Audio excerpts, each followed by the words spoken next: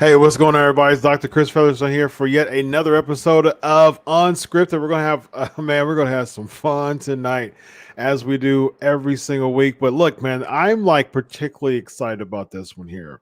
I've interviewed 13 WWE Hall of Famers, and I've had some people on my list. You know, I've been doing this for about a decade now. I've interviewed, I don't know, 250, 300 wrestlers now. But I've had one person on my list, on my bucket list to interview, because I grew up loving wrestling in the 80s, particularly the mid to late 80s, 90s.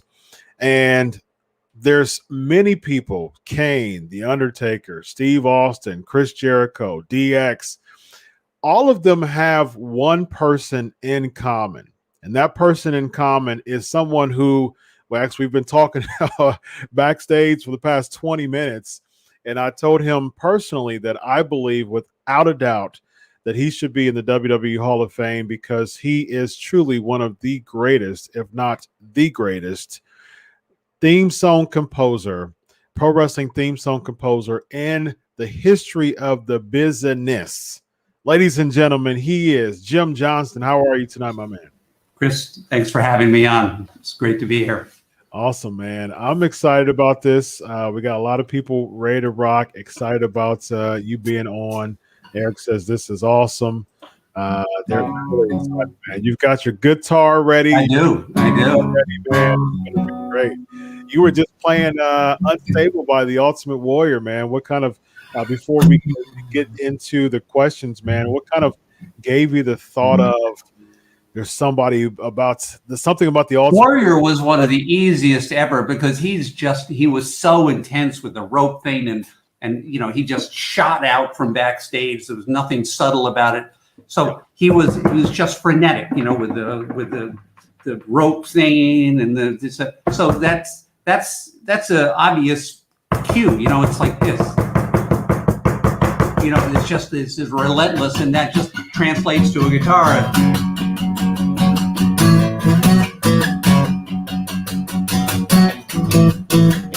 You know, it's just very straight ahead. It's what he's doing. Yeah. Very nice. All right, let's start with Guillermo. Which is the cheesiest theme for a superstar? Oh, the cheesiest. I don't know if it's maybe the cheesiest, but you know, some guy where Oh my God, who was he? But his theme was toilets flushing. Is it T.L. Hopper? Yes, thank you. Okay. See, I can't remember this stuff, but I can, in truth, I hate doing stuff like that because I always felt like early on there was this, the vibe was, babies got music and heels either got no music or something really purposefully bad. Yeah. And I just never agreed with that. It was like, wait a second, the bad guys are just as important as the good guys because the good guys are only as good as the bad guys and the insurmountable odds that they facing those guys. And later you think of heels that had great themes and it's just as important. And so I think those kind of toilet flushing moments just sort of cheapens the whole product. So I was thrilled when Vince made the turn and said like, okay, from now on, everybody gets good music. Yeah. Speaking of heel themes, I was just listening to one of my favorite heel themes of the 2000s was Eddie Guerrero's heel theme that you composed. And, it was the Viva La Raza, and then went to the Lie, Cheat, Steal theme. And then the heel theme really, really put an extra layer in his heel character. Very just grimy and just really maniacal.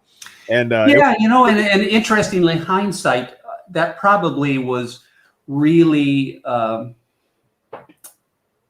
agree with you, really effective, but probably by today's standards, really politically incorrect in that the reason it worked, it kind of played up, the nasty Latino gangster guy.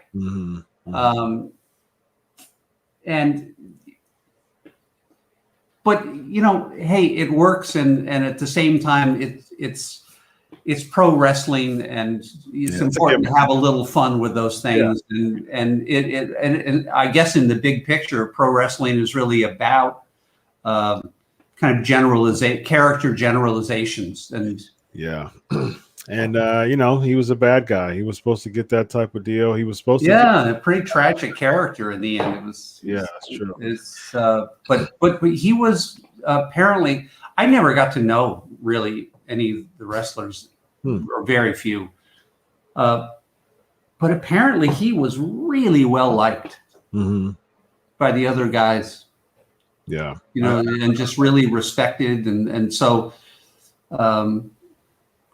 when things kind of came to an end, made it that much more shocking. Yeah. All right, Elvis got a list for you. Eddie Guerrero, RVD, the Hardys, The Rock. How'd you go picking themes for them? Oh my God! Well, they're all so different. Elvis, I did them just one at a time. Every single one is like a one-off, sort of lands on my plate, and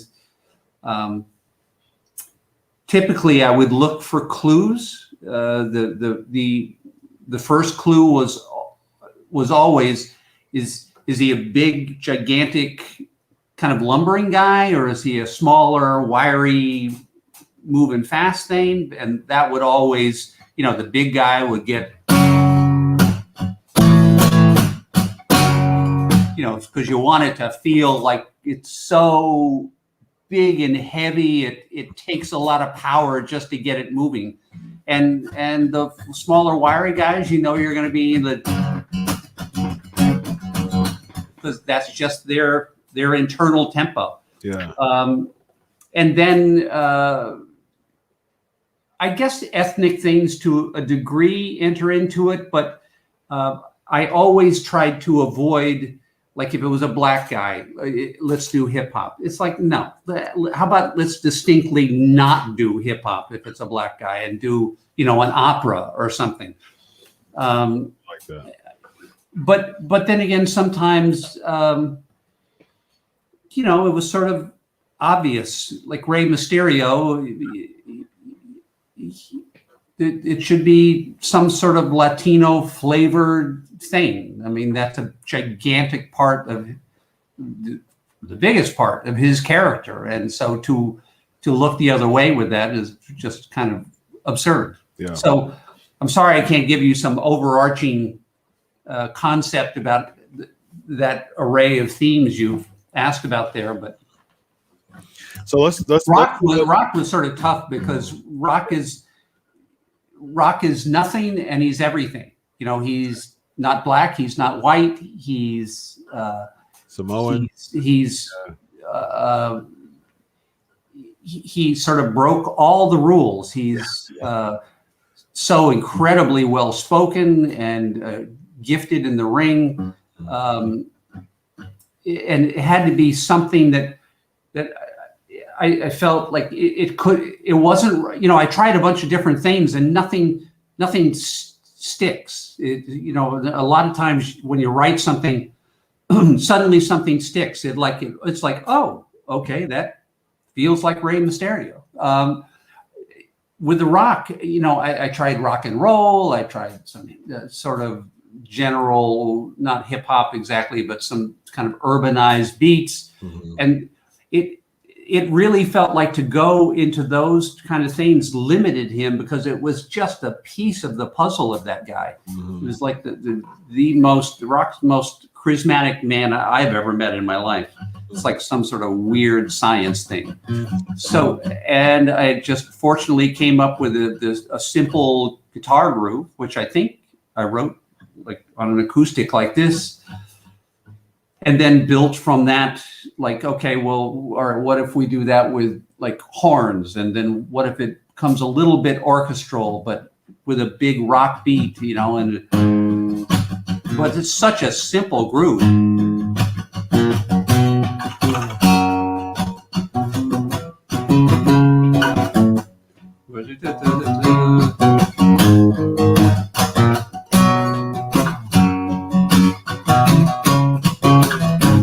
That's you will make me get my belt out, Jim. That's all it is, and then you just I don't know, you embellish from there. So it's a really good point because when he joined the Nation as a heel, was more like bassy, boom, boom, boom. Yeah. And the more his character evolved and became super popular, especially as a babyface, you hear the horns, and then eventually it became like 150, 100 horns a part of it. So it was a nice evolution. And the when characters have the gifts and the talents and the ambition to grow, the theme has to grow with them. Yes. And that certainly happened. But, the truth is that didn't really happen with a lot of guys, mm-hmm. because those relatively few guys who really rose to the top, mm-hmm. The certainly Undertaker is one of those where it started out very simple. Yeah. And then it grew into bigger church organs and bigger choirs and bigger bells and so. Was there speaking of the Undertaker, was there like a because I remember specifically when his theme song changed. It was SummerSlam '92 when it was the Undertaker versus the Undertaker, and he had the very high type of funeral parlor organ type of feel to him, and then this when it add the that's when he started wearing the purple. because primetime Brian Lee was the fake Undertaker, and he still had that organ type of funeral style music, but there was a lot of drama involved in the purple, the real. Well, it became more orchestral. Yes, and that was the part you're talking about was part of the original composition. Mm-hmm. And the original composition was just a piano, mm-hmm. which didn't work at all. I mean, but it worked. I couldn't figure out what's the theme for a dead guy, mm-hmm. And so I finally got that idea from thinking about, well, it's sort of like some really sad music for a funeral, and I thought almost like a childlike theme, and hopefully you can hear it. I wrote it really high on the piano, just incredibly simple.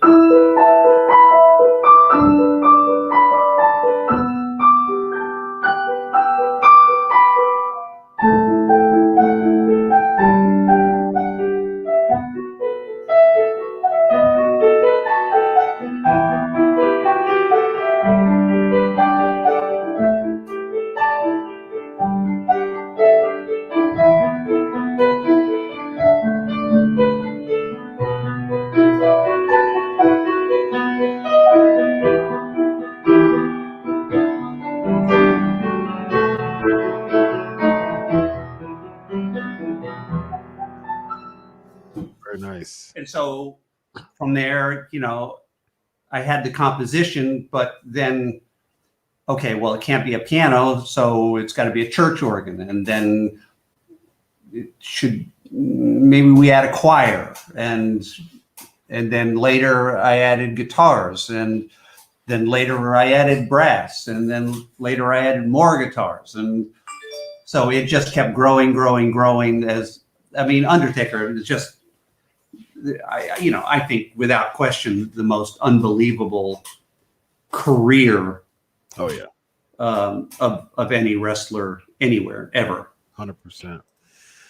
Wendell, Wendell says, which are your 3 favorite things you helped prepare or compose in WWE?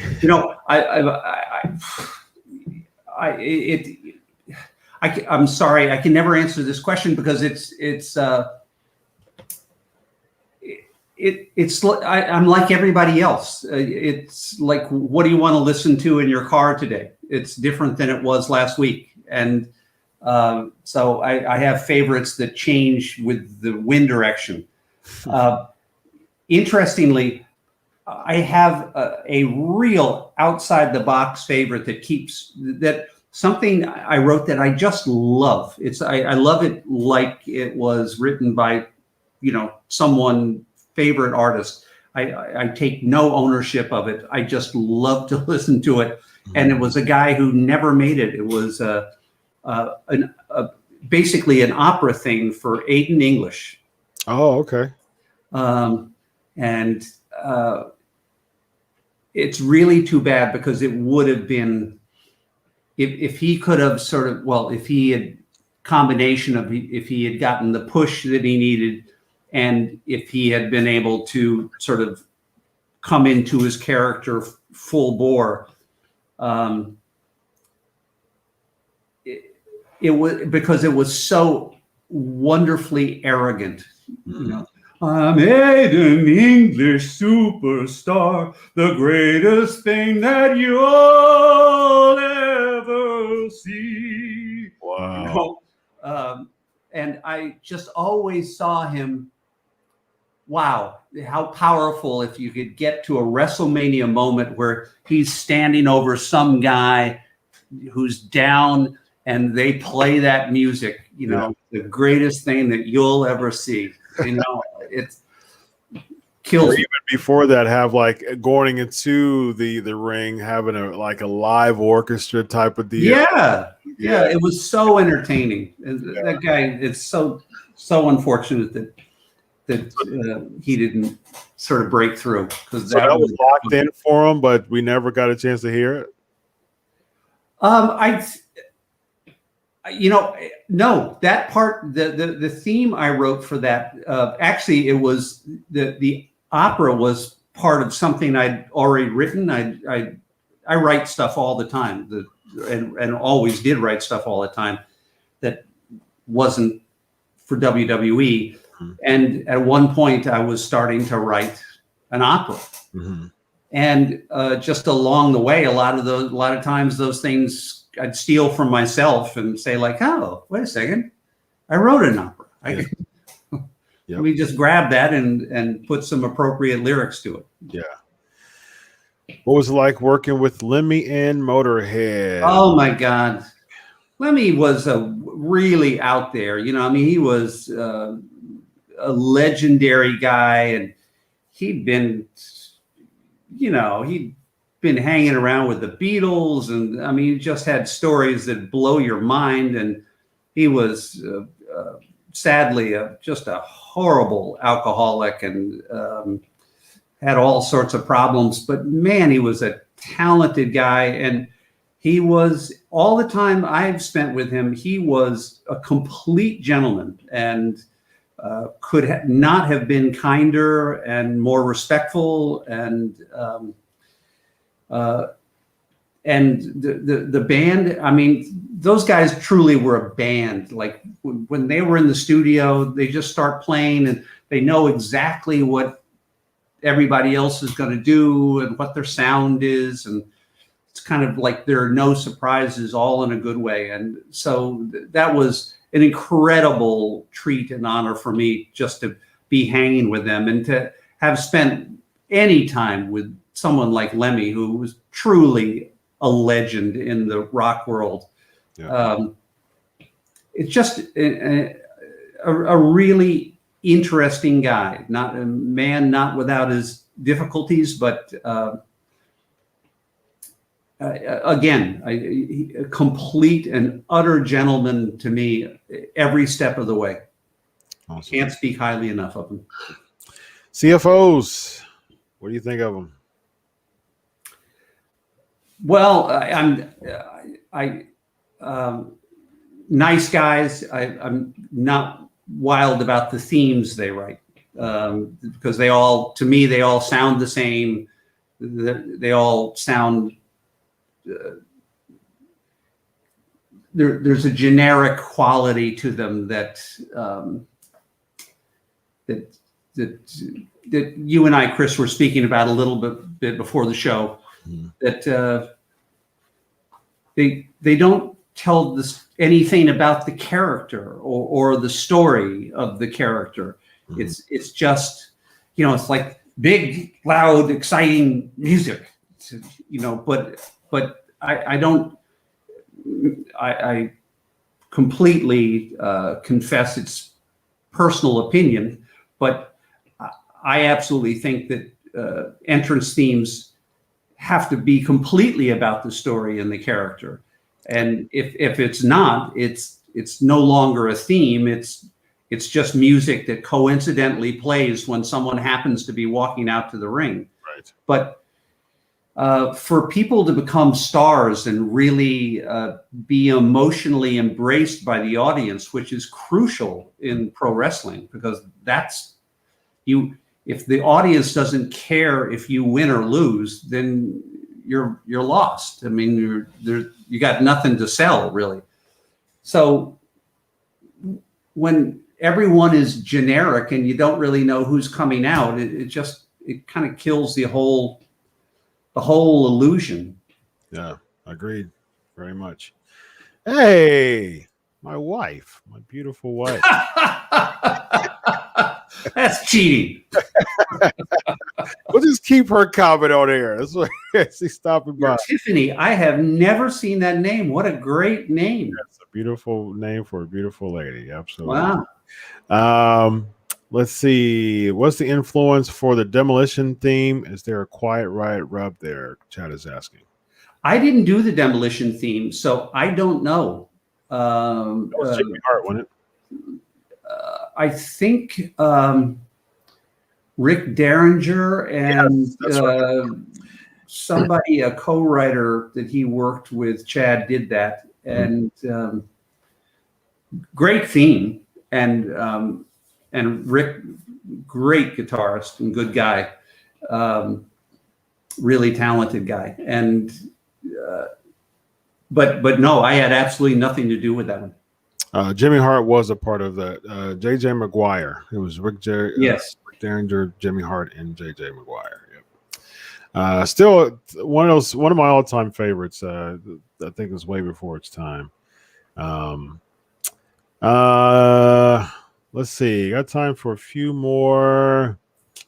I'm gonna try to get someone. This is why super chats are important. My wife said, "Thank you, Jim." Oh, Mark Tiffany. Yes. God, I love that name. Yes. Wow. She's. I do too. Do you have? I'm assuming day by day you've got a shorter version of that. Like Tiffany or Mar. Yep. That's a good one. This is my wife. Girl. That's a really good one. Yeah. I'm gonna steal that name for like a love song someday. Hey, if you would have, look, if you would have send me some theme song to my wife and just there you go, it to me, I'll give it to her. This is Jim Johnston's exclusive here. Let's see. Play it every night. Oh, and indeed. Let's see. There's a lot of good. This is why super chat is important, guys. Because I'm not going to be able to get to everybody. So if you want to super chat, that's cool. That's good. What's super chat?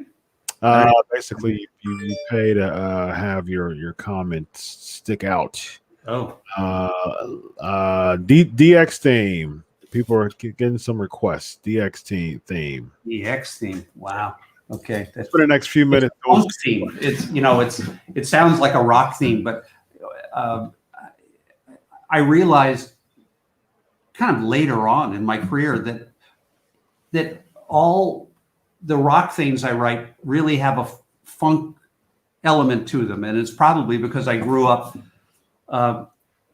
listening to rock and roll, but also a ton of Motown. And I loved all the Motown stuff. God, it was just such great players and great music and great writers. But I'll try to give you an example. I'll try to exaggerate it. If I did DX as a rock song, it'd be much stiffer. It'd be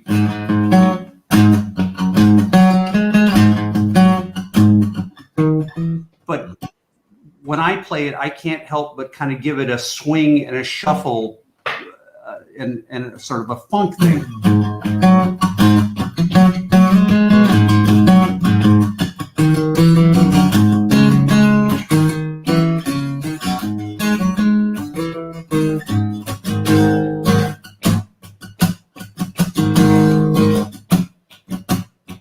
Yeah, it's just the way I hear it. And it was so great because I just stumbled on the perfect singer in Chris Warren for that thing, and Chris and I became good friends. And he was a great guy, and like, wow, he was made for that song. Now, what causes you to add the? So you get the kind of like the bass line type of melody and feel for it. Mm-hmm. What causes you? What are you kind of thinking about when you add, the boom boom, like the bass, and when you add the riff, like when you add those type of well, that was a really unusual case, and I didn't think that I'd really get away with it. I thought Vince would kill that idea because in 99.999% of the cases, so far more than general, the whole deal with this entrance theme is much more a stone cold thing, glass break, boom, all hell's breaking loose, in 1 second. Yeah. But DX, I had basically finished the recording. I had the track down, and I wanted to get. I just remembered this. It just flashed into my head how this happened. I wanted to get a bunch of ad libs from Chris. Just ad libs when you're dealing with a vocal. Just add a whole humanization to it. Just stuff, ha, yeah, ha, ha, ha, ha. Just little tidbits mixed in there. It's like icing on the cake. So when I need to get those from a singer, a lot of times I'll take some little section of the piece and loop it, and then just say, "Go, do whatever comes." There's nothing you could do that's wrong here. Just give me anything and everything. Chris couldn't really do it. He just was. I don't know what you want me to say here. So I did this loop of just the. And I put him on a mic, and I was right in front of the mic. And I just sat there for probably 30 minutes. And I said, Chris, just repeat back whatever I say, in your cool voice, the cool voice that I do not have. And I just went through anything I could possibly think of as like, you think you can tell us what to do? And he'd go, you think you can tell us what to do? You think you're better. You think you're better. And I loved it so much that I thought, this has to be the intro to the song, because it's too good to pass up. But of course I thought Vince would say okay, let's, cool, but let's get to the beat here. And it was the only entrance theme ever that had an entrance like that. Wow. But it's just so much of the time in music, less is really, really more, and simple can be so cool. And in that case, all Chris's ad libs were just over the.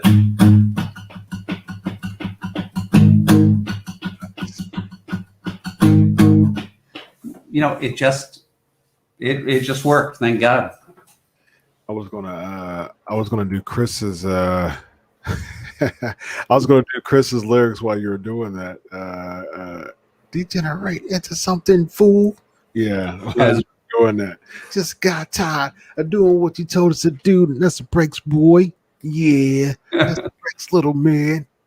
It's so interesting when you have a very strong vocalist and that has a real style, and it's such an interesting challenge, but fun. I always found it fun to try to become Chris in my head when I'm writing the lyrics. It's like, well, here's a line, but he would say it differently than that. So how do I Chrisify it somehow, to make it something that will be natural for him to say. Yeah. And I don't know, he just had such a great style. He was a cool guy. He's no longer with us, unfortunately, but he was a cool guy. Yeah. All right, quick couple minutes. The end is here. The Armageddon. Oh, wow. How many people are too fond of this one? But I remember from a 2003 4-ish promo, I believe it was Bad Blood. That thing. I love that one. I love that. Eamon Cronin. I'm sorry, Eamon, if I'm remembering your name wrong, but he sang that, and he brought that kind of mysterious, dark Jim Morrison thing to the table, and I really thought that one came out really well, and I think so, did such a great performance on it, and really brought it to life. Yeah, it was really cool, and I liked it because it was. I loved doing things that were different, that weren't. I loved doing things that weren't wrestling. Yeah, that weren't your basic head banging thing, and I think that's really what made wrestling fun, particularly in kind of the Attitude Era, where you really had this wide berth of styles, and you know, it wasn't just like 10 metal themes in a row that all kind of sounded the same. Everybody had a distinct vibe. Do you remember any of those beginning chords for the Armageddon theme? Oh my God. Wasn't it just like a very, like one chord, really mysterious? Yep. You know, something like that. Yep. You came to me. Yep. Yeah, something like that. All right. Let's see. What wrestler would have liked to make would you have liked to make a theme for that you did? Oh, wow. That's a really interesting question. I've never been asked that. Let me think. You know, I'll probably get like in trouble for saying this one, but I always thought that Sting could have had a much better theme. That he was a guy, a really talented guy who could have become even bigger than he was. And I always felt that his theme was that he got kind of trapped into this sort of metallic-y kind of thing, and that he never truly had his own thing. Like in the sense that Austin or Undertaker, they had their own thing. It wasn't like somebody else's thing, or wasn't associated with anybody else. So I would have loved to have done a brand new theme for him and sort of redefined his character, because I think he was an extraordinarily talented guy who could have really risen to the very, very top. Oh yeah, I agree. Sting is my all-time favorite wrestler. So I agree. So which era?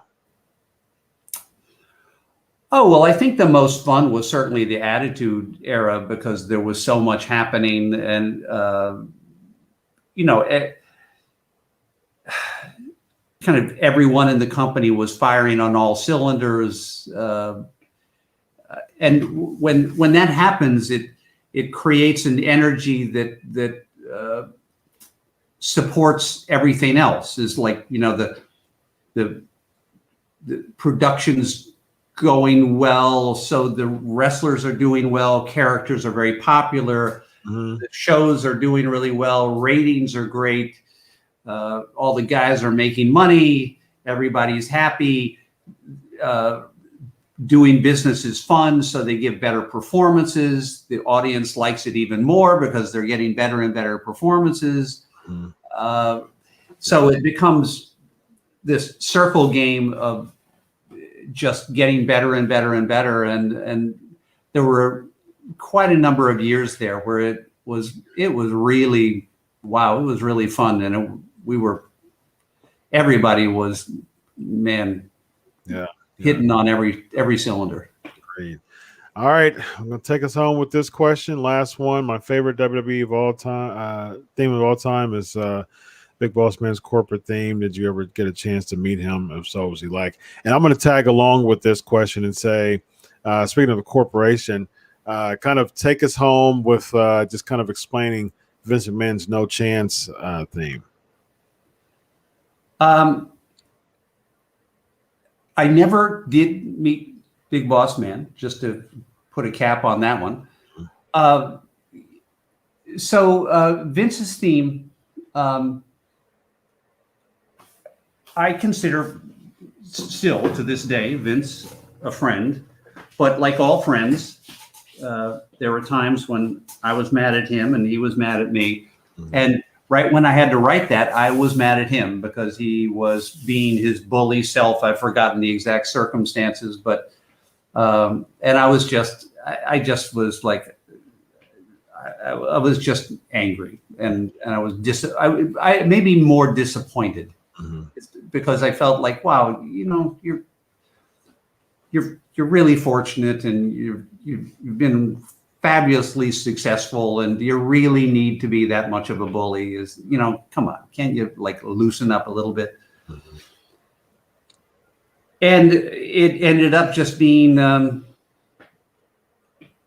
don't know, you know, God works in mysterious ways, and it just ended up being a perfect thing because I wrote that theme from this standpoint. It doesn't feel like it's written from anger. It feels like it's just storytelling. But as is often the case, that's what it felt like to me at the time. And then when I look back at it, I realized it's like an entry out of my diary because, you know, it's like I'm telling the world, no chance. That's what you've got. Wow. Pretty politician buying souls for a song, puppets all standing in line, you know, tie a string around your finger now, boy. It's just a matter of time because you got no chance. It's like a warning to the world. It's like, don't take the guy on. You got no chance. He's relentless. Yeah. He'll do whatever it takes to bury you. And so it's interesting how you look back on that, and it's like just a literal telling of what I was thinking at that time. And yet it feels, I don't know, feels like an entrance theme. Yeah, it does. Absolutely. Jim, But because it's truthful is the reason it's genuine. Still going, that it, you know, it's you got a few chords. There's nothing like the truth. And I experienced that with, you know, a lot of music over the years is that if you'll never go wrong if you just tell the truth because it'll stand the test of time. Yeah. You got a few chords of that before we go?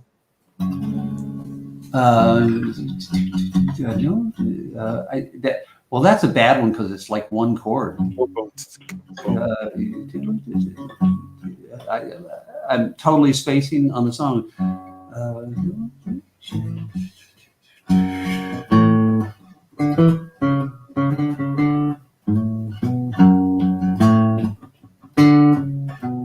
I don't know. Sorry, Chris. You stumped me on that one. I don't remember it.